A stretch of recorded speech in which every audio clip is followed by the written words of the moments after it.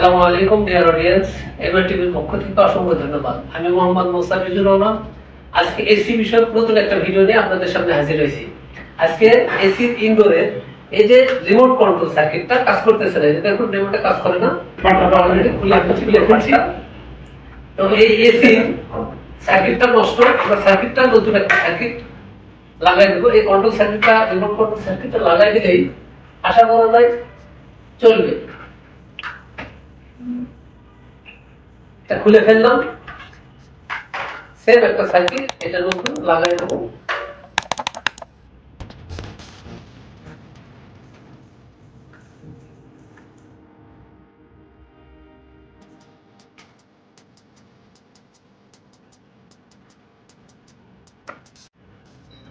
পাওয়ার দেওয়া হলো, এই যে দেখুন এখন কিন্তু সেন্সর পর্বতে পাওয়ার চলে আসছে। এখন রিমোটে সব অপারেশন হবে। এটা অন করে দিলাম। আমাদের এই সেন্সর সার্কিটটা নষ্ট হলে কিন্তু এই এসি আর কোনোভাবে কাজ করে না। ডাইরেক্ট করলে চলে, ক্যাসেট টাইপ এসিতে একটু ভিন্ন ধরবে।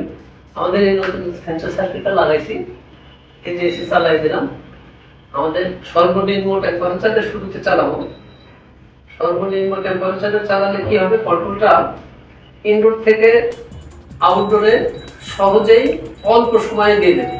ইনডোর থেকে আউটডোরে যখন সিগন্যাল দিয়ে দেবে, এটা ফ্যান চালু হয়েছে, সব ওকে।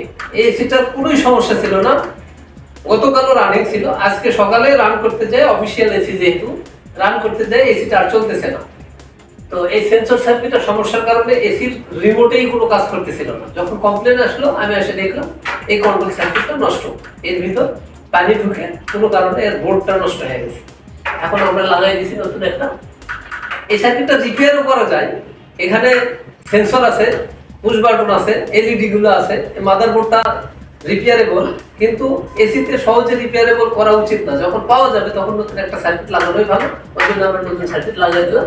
এখন আমরা আস্তে আস্তে সবগুলো পার্ট লাগাই দেবো। এখন আসলে আমাদের ফ্রন্ট কভার যেটা আছে, এই ফ্রন্ট কভারে অ্যাডজাস্ট করে নিতে হবে। অ্যাডজাস্ট করে নিয়ে এটা পুরো বেজে বসায় দিয়ে আবার লাগাই দিতে হবে। সাথে থাকুন, আমরা দেখাইতেছি কিভাবে কি করা যায়। এসি কিন্তু কন্ট্রোল সার্কিট খুলে দিলেও রানিংই থাকবে। আমাদের এটা শুধু অন অফ এবং অপারেটিং এর জন্য লাগানো হয়। সার্কিটটা এখানে বসানো ছিল, এপাশে দুটো লক আছে, এই একটা লক, একটা লক চাপ দিয়ে লাগাই দিলে বসে যাবে।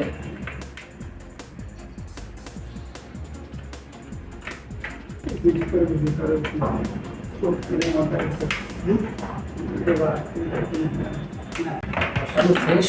এখন এই কভার শিটটা এর উপরে লাগানো ছিল, কভার শিটটা লাগাই দেবো।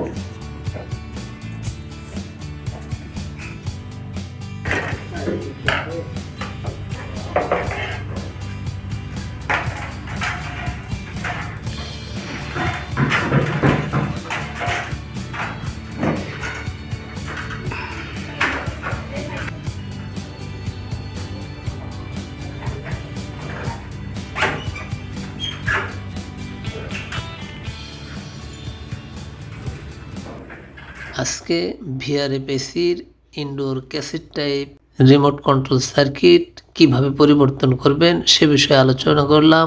আগামীতে আবারও নতুন কোনো ভিডিও নিয়ে আপনাদের সামনে হাজির হব এই প্রত্যাশায়। আল্লাহ হাফেজ, আসসালামু আলাইকুম।